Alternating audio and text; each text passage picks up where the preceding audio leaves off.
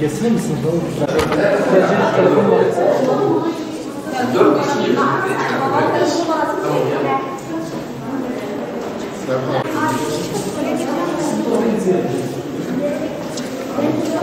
Dört, beş bir taraf, 6, 7 üst kat, 8 daha üst kat, yetişkinler de dönüp sırtları.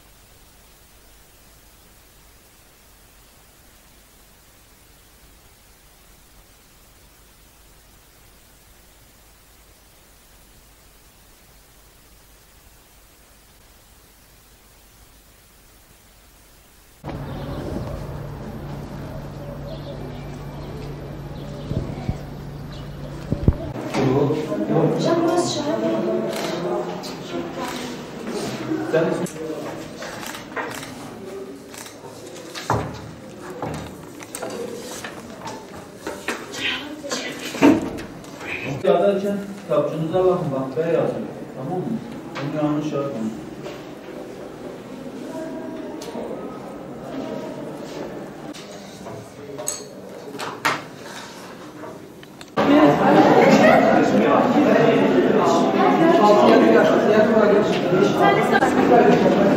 Sen kaçıncı sınıfsın? Lise kaç?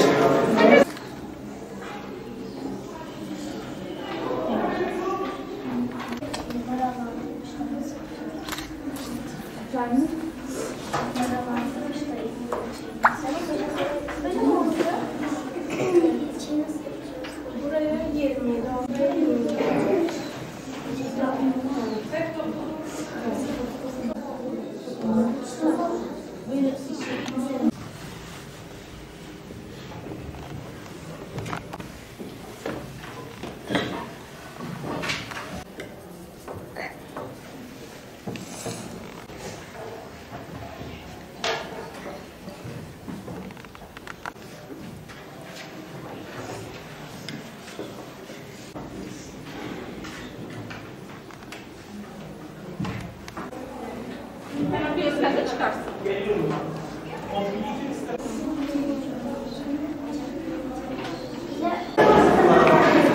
İkinci defa giriyorum.